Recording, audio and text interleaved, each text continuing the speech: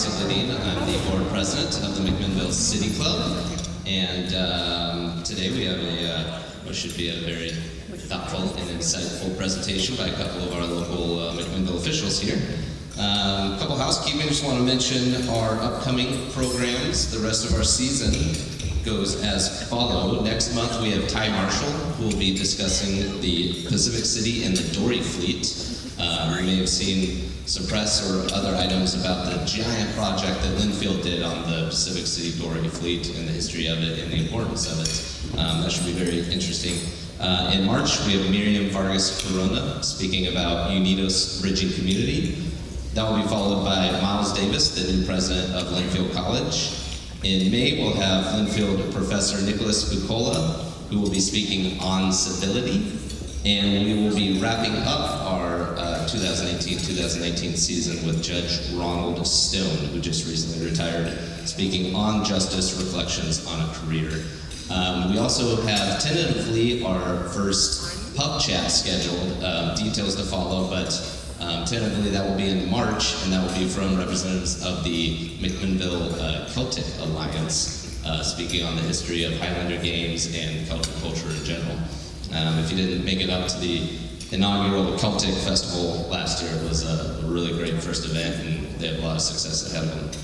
I'd like to thank our sponsors. Of course, without them, we wouldn't be able to get together on these programs each month.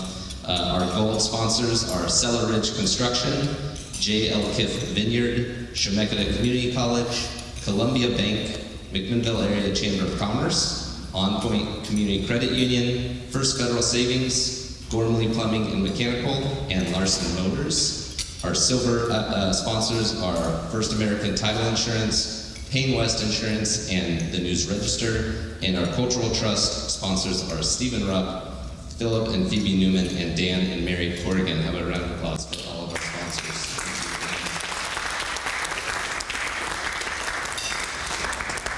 Today we'll be hearing from Mayor Scott Hill and City Manager Jeff Towery.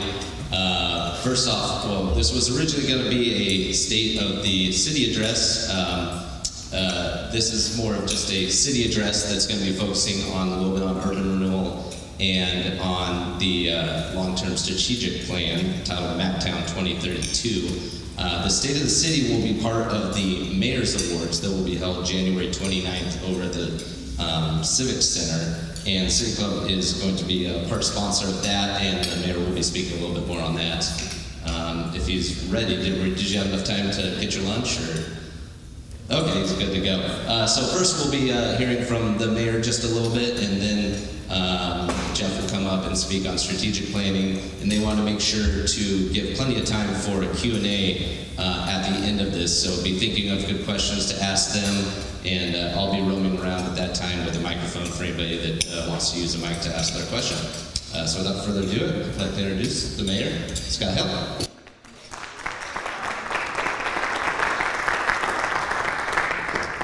Thank you, Ozzy, and what a pleasure it is for Jeff and I to be able to come and be a part of this gathering this afternoon. We love to tell our story, but more importantly, we love to answer questions. And so a good portion of our time today is going to be left open to your questions as it relates to livability in this community, all the many things that are going on. But as Ozzy had mentioned, we are incorporating the State of the City address that I'll be giving to our annual Mayor's Award Bank reception. And as Ozzy indicated, that's on the 29th of January, 4:30 at the Kent Taylor Civic Center. We invite every single one of you to come. We'll have live hors d'oeuvres and we'll be together. We'll have music. We'll have an opportunity to see where we've been, what we're doing, and where we're going. And then we're going to recognize one of our greatest assets, and that's our volunteers in this community. I love to talk about that we have approximately 244 employees, but we have over 1,300 volunteers. Now that includes the T-ball coaches and the soccer coaches, but it includes the mayor, the city council, and all those that serve on on committees. And as I look over this group, many of you are serving and helping, so I thank you from that perspective. Two things I just want to briefly touch upon today. Some things that we've had great success, I think, in 2018 and moving into 2019. The first would be our urban renewal. And, when we started the urban renewal, we knew that it would have an impact on this community, but we didn't know how great.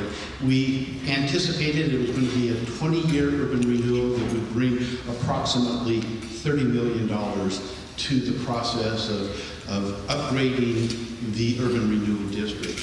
And I'll tell you to report, we've had greater success quicker than we've anticipated.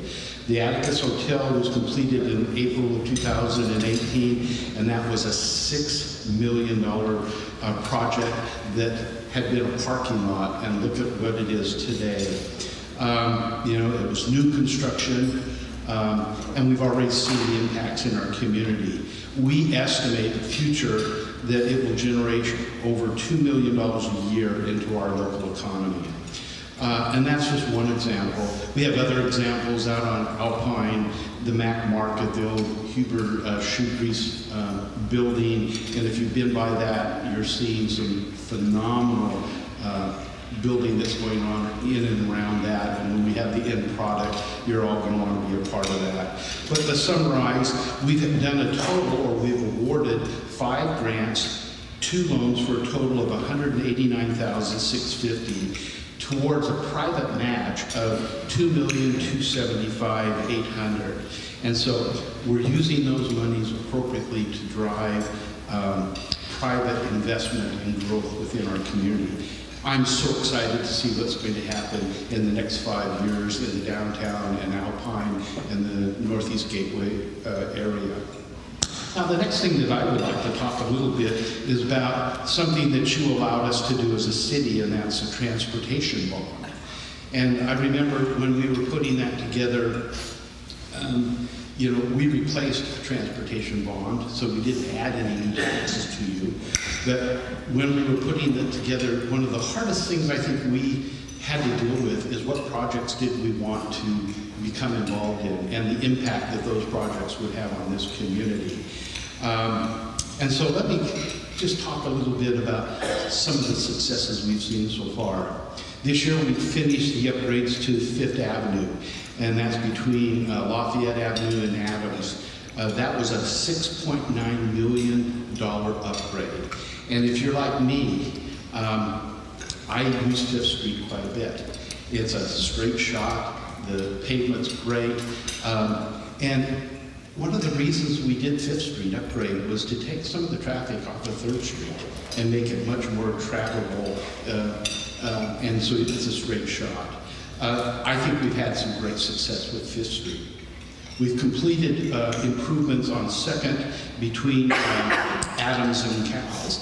And so we have turn lanes now at the lights, and hopefully we still have some stacking a little bit, but we have workarounds toward that, whether you're going to take a right onto Baker Street, or you want to go straight, or if you want to take a left onto Adams, we have lanes to do that.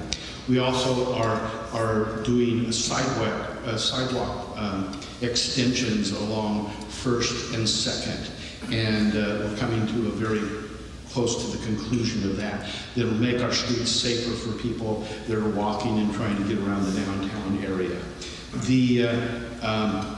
As you know, the Alpine, we've had our grand opening of the Alpine area, and that's between 7th and 11th on Alpine, and that was a $4.3 million project, and we used about $2 million of our urban renewal dollars in that project.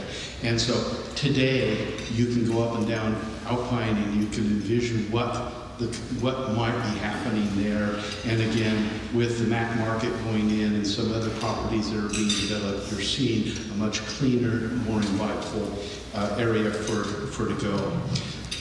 We've had construction of sidewalks throughout the community, including the sidewalks along Ford Avenue dip that has always been a concern. We've filled in a lot of the gaps around the schools so that we have sidewalks for the kids to go, and key intersections. Overall, we have rehabilitated and repaved approximately 13 miles of our streets in the city. And we're about at 95% completion of the street repaving, so we've got a little more going into 2019, 2020. I think the big one is Hill Road. And to go down Hill Road today, we're still in a process of putting in some of the planters, and we're still working with our partners, Mac Water and Light, to underground the utilities. So you'll see from time to time a light pole right in the middle of the sidewalk that's not complete. Well, that's not the finished product, you guys. We will have those underground, and we will have the sidewalks, and we will have the median and plantings and all the things that need to happen out there. You know, I can remember for so many years, as you can, you know, so many people would ride their bikes and walk up and down Hill Road, and that was scary. And today, we're prepared, and it's safe. It's a safe corridor. We have the 2 roundabouts, and they're working well. And so there's a lot of things that are going to be happening, finishing over the next couple of months to beautify that area. Our last remaining project is going to be the old Sheridan Road, and that's going to be going from to Cypress to Highway 89, and that's going to enhance the bridge and the travelability of that area. All of those things are just some of the projects that we've been working so diligently on. You know, Jeff and his staff, and they keep a mind to what needs to be happening. But more importantly, we're doing the daily work. We're doing the projects that we have on tap to do, but we're looking to the future. So I'm going to turn the podium over to Jeff to talk to you a little bit about MacTown 2032 and some of the focusing and some of the things that we're going to be doing looking into the future. So, Jeff Towery.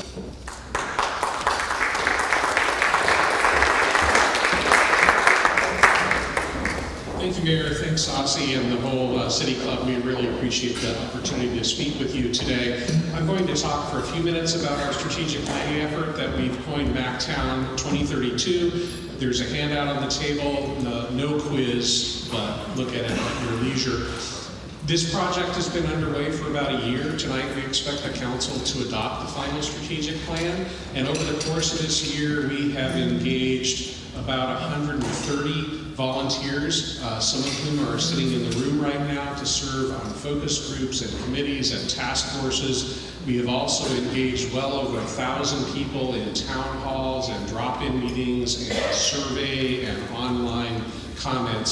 So true to McMinnville's history, we have gotten a great amount of community engagement and involvement, and we think that's going to also generate a lot of support for the plan as we move forward. Louder? Almost nobody asks me to talk louder, but I will effort that. Is that better? Thank you. So one of the things that people asked me during the interview process when I was selected as city manager is, why do you want to come to McMinnville? And my inside answer was, well, duh, who wouldn't want to come to McMinnville? I gave an answer that was better than that, and it was at least good enough to help me get the job. But the attraction of McMinnville is real, and for those of you who weren't born and raised here, you understand that. And for those of you who were born and raised here, you understand that. McMinnville got the way McMinnville is with a lot of hard work and a lot of thoughtful leadership and a lot of long-term planning. We also have some happy accidents. We're in a brilliant part of the globe that isn't easily replicated, and we've been the beneficiaries of an economy that's largely out of our control. But it's a great place to live and work and play, and it's a great place for our kids and our grandkids and our friends. And we want to be able to do the same thing for the people who come here 5 years, 10 years, 20 years, 30 years from now. We chose to use a strategic planning process. It's the first time the community has ever done that. And in addition to our commitment to making this continue to be a great place and to be even better, the community is going through what I call a generational shift. As of about 7:05 tonight, 5 of the 6 city councilors will be in their first term or 5 minutes into their second term. The mayor will be in his first term as mayor. The city is led by an executive team of 12 individuals, and 9 of those people are in their current positions for 6 years or less. That kind of generational change hasn't happened at the city for a long time, if ever. And a lot of organizations and businesses and entities are seeing that same kind of change. And so we felt like a really thoughtful and intentional and comprehensive planning process made a lot of sense for this point in time. So what we've done with MacTown 2032 is we've identified and refined our mission, vision, and values for the organization. We've identified 7 different strategies that we want to pursue: city government capacity, civic leadership, community safety and resiliency, economic prosperity, engagement and inclusion, growth and development, character, and housing opportunities for all. And so what we'd like to do is to answer any questions that you might have about the strategic plan or anything else that's going on in the city. Hard questions are going to be deferred to Zach Geary, Councilor-elect. He's told me that he's already solved some things and he hasn't quite disclosed what those solutions are. And as an incentive, one of the things that we've done is we've minted a challenge coin in commemoration of our strategic planning process. And for those of you who know a little bit about challenge coins, their history is in the military. They're earned, they're not given. The person who asks the best question today will earn a MacTown 2032 challenge coin. And Ossie's going to decide who that is, not me. Where's Ossie? Where did he go? Oh, he's going to get my wine. So the past president of City Club, Zach Geary, is going to decide who gets the challenge coin. So don't blame me if you wanted one and didn't get it. Zach, it's right up here. If you want to delegate that upwards to Ossie when he gets back in the room, that's fine. At this point, I want to thank you for your attention and for your support. I want to give you the chance to ask any questions that you have for either the mayor or I. Fortunately, we've also got some key city staff folks in the room, and we may be able to rely on Zach to do that. Thank you for your attention, and what's next, Zach? We just turn it open? All right. Any questions? We have one. We got a wandering mic in case someone needs it. Scott, tell us about either one of you, tell us about the population survey. So the question is, tell us about the population forecast. We'll do that. I think this one's hot. If you want. Yeah. Okay, this is hot. It's on. Well, So the question was, tell us about the population forecast. Well, actually, we don't do the population forecast. Portland State does that for the state of Oregon. Yamhill County continues to grow. The population of McMinnville has been fairly stable the last several years, but over the next 30 plus years, the population in Yamhill County is projected to increase about another 100,000 people, and about 90% of those 100,000 people are expected to land in either Newburgh or in McMinnville. And so our 30 to 40 year population projections for McMinnville are somewhere between 50 and 60,000 people. so Jeff, have we been at about a 0.5% growth over the last year? Was that the figure I saw? Yeah, it's probably, it's under 1% population growth for the last several years. So growth in McMinnville has really flattened out over the last, probably close to since the 2008 recession. But the housing starts, as you see out on Baker Creek, we've got a lot of opportunity coming our way. So I think that supports what that population estimate is looking like. Other questions? Yeah. Okay. Bring the mics. Yeah, this other mic's got a dead battery, so we'll do the best we can. Yeah, I was just wondering if there were plans to repave First Street like you did Second Street. Plans to repave First Street. So we did do some paving on First Street. We did a bunch of intersection work. I don't think we're scheduled to pave the rest of First Street as part of the transportation model. But it is a part of our long-term process. Yeah. Just a second, John. Yeah. I'm bringing With the all mic. these people coming, what are you doing to protect our farmlands and ensure the ability to feed ourselves? Yeah, that's a great question. I think that the state's land use process really puts in place a framework to ensure that that happens. We're not expecting that we're going to grow our physical footprint very much. I actually think that the way McMinnville is likely to accommodate future growth is through more dense development, potentially higher structures, smaller lots. I think we're going to see a different housing product than we've seen historically over time. And John, just to add a little bit, we have a committee going on right now that's looking at the urban growth boundary, but we have all the players around the table, 1,000 friends, and we're trying to do it right. We've been trying to do that for 20 years, but I think we're bringing everyone around the table and looking at alternatives, as Jeff has mentioned, higher density, maybe going vertically a bit higher in some of our applications. You don't have any rights to an urban growth boundary anymore. Well, the state mandates that we have a 20-year growth plan to keep up. And so we're responsible to go through that process. And that's what we're trying to do again, is just stay within the state statutes and doing what we need to do, but doing it thoughtfully, transparently with everyone around the table. So, What's the city doing to encourage more dense housing, including building up? so a couple of things. If I had a little whiteboard, I'd draw you a picture right now, but just sort of envision a row of commercial storefronts with second and third stories. Right now, if there's a single building with multiple storefronts, and somebody wants to do upper story residential development, they can do that. If each of those buildings are separate, our code wouldn't allow you to put a housing unit or two housing units above those first floor commercial developments. Doesn't really make sense because the only difference is this kind of imaginary property line.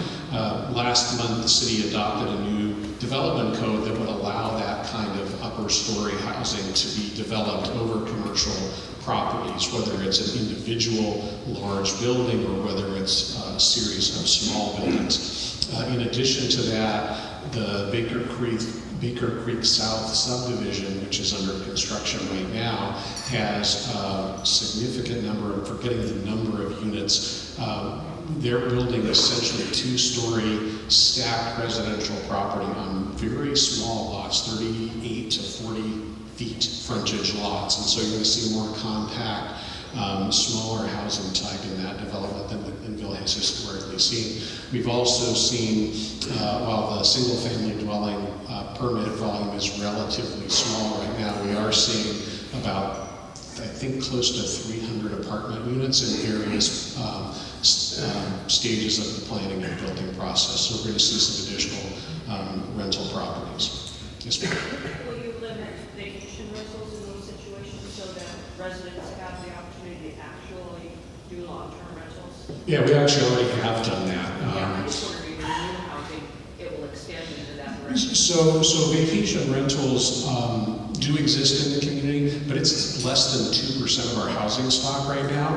Manzanita has 17% of their housing stock in vacation rentals, and in Manzanita they have a hard moratorium. You have to build 4 units of housing to get a 5th unit of vacation rentals. We've got some distance requirements between vacation rentals in residential areas right now that will, we think, keep a neighborhood from changing its character very much. But right now we don't have a huge number or percentage of vacation rentals. That isn't something that we've seen. We've got a world-class and very unique asset in the form of the Air Space Museum. I just wondered if the city, even though it's kind of outside your jurisdiction, is thinking in any way of any meaningful intervention that might salvage that fiasco. I wish I could answer that question with some sort of a positive affirmation. It really is out of our control right now. And you're right, Chuck, it's a significant asset for people who aren't wine or food people. That's one of the ways they know about McMinnville is the Spruce Goose and Aviation Museum. It's an important asset, and we'll certainly work with our partners to do what we can to support that. As Jeff indicated, I think as that property went through development after the passing of Dale Smith, we wait until the circumstances, and then we work with the new owners to facilitate what needs to happen. And we're prepared and willing to work to keep the Air Museum if that's what the new owners want to do. We become great partners from that perspective. Jerry? Timing and plans for any infrastructure, sidewalk, sewer, maybe on 3rd Street? So we've actually just launched a 3rd Street streetscape planning project. So we're going to be evaluating all that infrastructure in the 3rd Street area, trying to come up with some plans for how to make some improvements in the future and keep 3rd Street a wonderful and magical place, but maybe make it so you don't have to step in quite as many puddles and it's a little bit safer for pedestrians and bicyclists. Or yes, living on Greenbrier Place, when we finish that development over on the east, you know what I mean. How are we gonna get out on the street to come downtown? Baker Street. So in Baker Creek, how are you going to get? I don't know. I guess I don't understand the question. Okay. To come out of that where we live right now is somewhat of a wait, and I wondered when we would put all those houses down where they're putting them, are they going to do things on that Baker Creek Road and stoplights? So there may be the day when those are necessary. We require transportation studies for any significant residential or commercial development, and we're going to make sure that thoroughfare accommodates the traffic and it's safe for people to drive in and out of those neighborhoods. So. Two questions. The first, I've been driving by on the Hill Road roundabouts and enjoying watching the plantings there, and I wonder if there's any civic charge if one of us might just happen in the middle of the night to go put a daffodil bulb or two in. So if I see a daffodil, I'm going to know who did it. I believe in transparency, yes. That's good. You'll get hauled in front of the landscape review committee if you put a daffodil in the wrong place. But it is exciting to see, and the roundabouts are lots of fun. Thank you. And we're actually, let me say thank you to Steve Rupp and the Public Art Committee and the Downtown Association. We're going to have 2, I think, spectacular pieces of public art in each of those roundabouts. It's going to be, Ooh, I've been waiting. It's going to be really cool. The second question, I'd like to know a little bit more about your goal of civic leadership development and some of the ideas that are percolating about that. Sure, a couple of things, and Scott, you may want to weigh in on this too. This community has a very rich tradition of civic leadership. We've had great leaders over a long period of time come from a lot of places. And one of the things that we wanted to be able to do is to be really intentional about grooming that next generation of leaders and to make sure that that group of leaders was reflective of the community as a whole. You know, right now we've got great volunteer engagement. We've got a lot of people who care passionately about the community, but it doesn't necessarily represent the full swath of the community.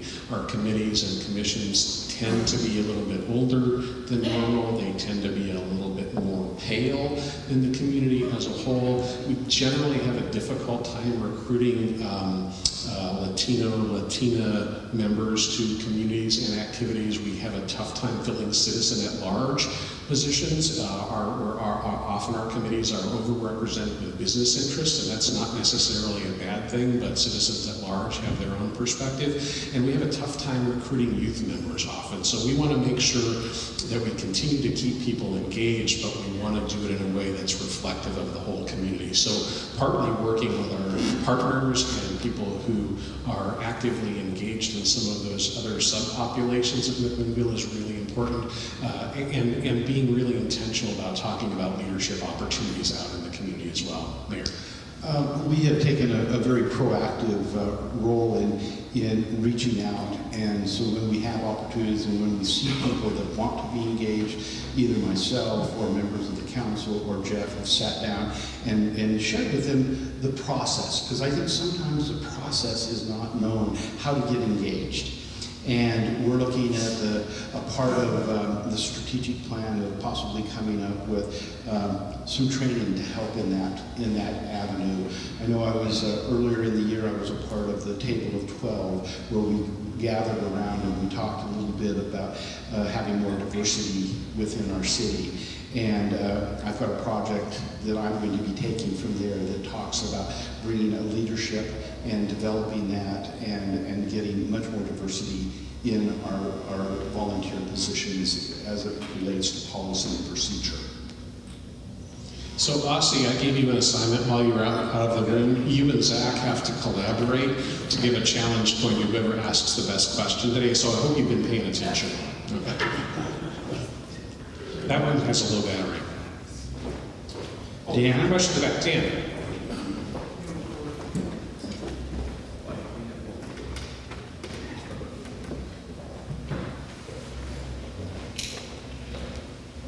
I want to be very sensitive and bring up a question here in polite society, but what's the real status of the drug use in our community, and is there anything that we as a group can support the things that are necessary if work needs to be done in that area?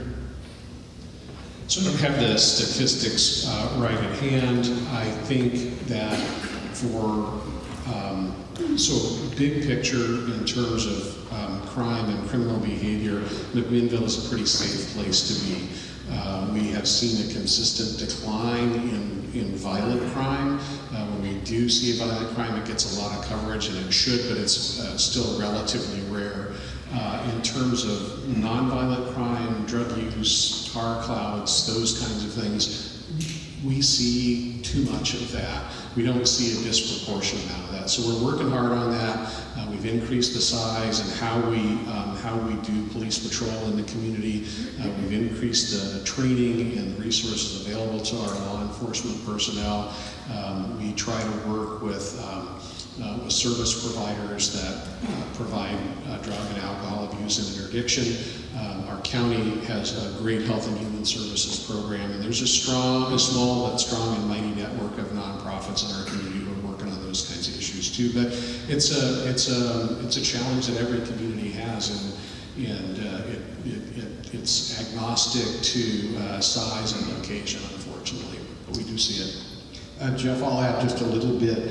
We're partnering with the school district, and Mary Alice would tell you that there's an increasing concern, especially at the middle school and the high school, in opioid use, and that's a real concern. And I know every time that we've had our visitors from Washington, D.C., whether it be Senator Merkley or Wyden, we have an opportunity to sit down as elected officials prior to that, and Mary Alice has shared that concern with all of our elected officials that are back in Washington, and knowing that it's got to be a unified approach, and we've got to have some direction, not only from national, state, and county to do that, but it's something that's talked about quite a bit.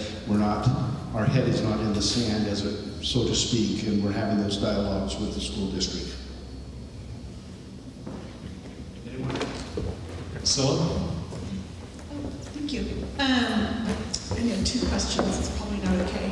I'm curious as to what level of involvement the city will have with the county regarding county buildings that are located within the EID district or the downtown corridor in general, and how involved the city will be in whatever comes out of whatever conversations they have. Do you want to take a first shot at that, Mayor? I will. Those are just discussions at this particular time. The county hasn't had much of a discussion around that. We have a couple of commissioners that have a thought that consolidating their offices into one location would bring an economy of scales, but would also open up tremendous opportunities in the downtown core area, whether that be turned into for-profit, and then that goes back onto the tax rolls. Jeff and I both have had conversations with our county commissioners, but you know, that just yesterday was a swearing in, and so more to come from my perspective on that, but we're open to those discussions, and matter of fact, our planning department already has some ideas that could work very appropriately if those opportunities come along. So, Jeff?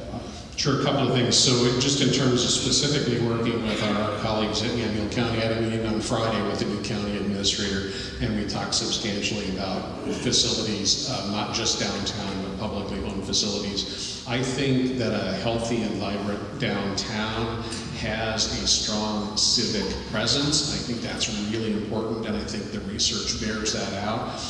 The dilemma is how much is the right civic presence, and so that's part that we will work through. Specific to city facilities, we're in the final weeks of assessing the physical needs of all, we have 57 city facilities. Before you lose your minds, that includes every picnic shelter and restroom and pump station, which is not just a building, but we're assessing the physical needs of every single one of those facilities. We're trying to figure out how much deferred maintenance there is, how many safety repairs need to be made, any environmental concerns about the buildings. And that's really going to help the cities, that's going to help inform the city's conversation with both our internal staff and our elected officials, as well as the community, about the status of those facilities. At some point, you have to decide, are you going to invest in a building and keep it? Or are you going to decide not to invest in it? Is there a higher and better use? And so we're going to be going through that conversation for all 57 of our structures. And in some of those facilities, in the cases of some of those facilities, it'll make sense to engage the county in a similar conversation. Speaking of physical condition of buildings, one of our key assets is the historic buildings downtown. They're vulnerable to earthquake, and that's coming. I know you have policies on when they retrofit or turn it into a big improvement, you'll make them retrofit, but any thoughts on any interim ability to help them out? Because it's sorely needed, and a lot of people can't afford it. Yeah, it's a big question. We are doing some seismic assessments of some of our facilities as well. I think it's going to be important to work with the community to figure out what makes sense in terms of improvements. And some communities have taken a very regulatory approach and insisted on certain improvements being made. Others have sort of taken no approach at all. I think that somewhere in between there is the sweet spot for a place like McMinnville, so we'll work on that. It's important. Well, and I would also, you look on 3rd Street, we have at least 2 buildings right now going through kind of a retrofitting and putting the right time and effort into preserving those buildings. And that's a good thing. We have a historic landmark committee, and John is here today, and he's a part of that. And I've been going to a few of their committee meetings, and that is a passionate group that really are helping to preserve the historic nature of the homes and the buildings downtown. And that group is as active as I've ever seen it in the 26 years that I've been here in McMinnville. So, other questions? Have we worn you down? Yeah, one more. Now, this transportation bond that we passed, are we getting our money's worth out of it? So I think so. We're working really hard. We've got The mayor talked about the projects that have been done and are underway. Old Sheridan Road's the last really big project. That's going to be a 2+ construction season to finish up. So it's going to be 2021 or maybe 2022 until that one is done. I think the investments are worth it. I hope that the community believes that too. I can tell you that just watching the work happen downtown on our intersections on 1st and 2nd Street, I was really impressed with how hard the contractors were working and how quick they tried to get in and out of businesses' ways and residents' ways. So I hope it's worth it. I don't get to judge that. The community gets to judge that. Well, and I'll tell you another piece. Yes, I'm very pleased, John. The other piece is, you know, the state's going through a major transportation initiative that the last legislative group passed, and we've received some money for the bypass. And, you know, the bypass, I'll be very honest, we're looking at maybe putting phase 2 and 3 together. There's a group of us going back to Washington, D.C. at the end of February to meet with our elected officials back there and sharing our desire to finish a project that is working, but it still has some bottlenecks because it's not completed at this particular time. So locally, I feel really comfortable that we've used those dollars effectively and right. And then at the state level, we're trying to advocate for this region, this area, our dollars. And Governor Brown gave us, in her budget, an additional $22 million for the bypass on top of the 23 that we already have, which goes a long way to helping us in the design and right-of-way acquisition, at least for phase 2. But along with Dave Hoppelberg, our focus is really finish what we've started, because we've got way too many projects that are started and not finished, and then the inefficiencies of not completing a project. And we are as shovel-ready on that project of any project that I'm aware of in the state of Oregon. We're also going to see a big state project. The state's going to be replacing the 3-mile lane bridge in about a year or so. That's going to be close to a 2.5-year construction project. Zach. I have a question about that. Are they they're building a temporary bridge, and then building a new bridge, and then demoing the temporary bridge? So, 3-mile lane bridge, looking south towards 18, on the right side, they will construct a temporary bridge. Then they will close and demolish the current bridge. Then they will build a brand new bridge right where the current old bridge is, and then they will take out the temporary bridge. That was better than the state's proposal to us about a year ago, where they said, we're just going to close the bridge for 18 months. And we said, we can't actually put a zip line or a trebuchet on either side of the river to get people to the hospital. You can't do that to us. And so it's going to be a longer construction project, but other than some periodic restrictions to a single lane, we will have zero access across that bridge during the construction project. Has there been any discussion on using the temporary bridge going forward as a pedestrian bridge, or? We'll talk to them about that. Those temporary bridges often do have some utility, and whether it may be, you know, it may not be the right place for a pedestrian bridge. I can tell you that when I was down in Springfield, we were part of the Willamette Passage bridge over I-5. That was also a temporary bridge, new bridge, temporary bridge taken apart. Pieces of that temporary bridge became the bike and ped path that goes underneath I-5 in Eugene, Springfield right now. So we'll definitely have those conversations with ODOT as the project moves forward. I'll just add on just another little piece to this. From an emergency management perspective, that bridge was a major kink in our chain, so to speak, or a loose link, because if that bridge goes out, then we have no services to the hospital. And built in today's standards, it was a needed asset for this community. So we're very excited about the prospects of having that bridge upgraded. And as you know right now, anyone that's walked that bridge, you take your life in your own hands. And it moves, you know, and there's no sidewalks per se. Other questions? I have a question. question, Jeff. The issue of retention and recruitment of employees has been an issue in certain agencies like the fire department and probably more so over at the county, but I was wondering if employment, retention, and recruitment has been an issue anywhere else within city agencies and departments. So in every police department in the country, retention and recruitment is a big deal. My professional association over the last several months has been doing research and publishing white papers and providing webinars about how to better prepare communities to recruit and retain qualified and talented police officers. Kylie Bader is our HR manager. She's been helping that. I just got an update from the police chief today. We've been recruiting to fill 5 vacancies, and we have timetables on a couple of those laterals, Kylie, but we're sort of within shouting distance of having all of our vacancies filled in the police department.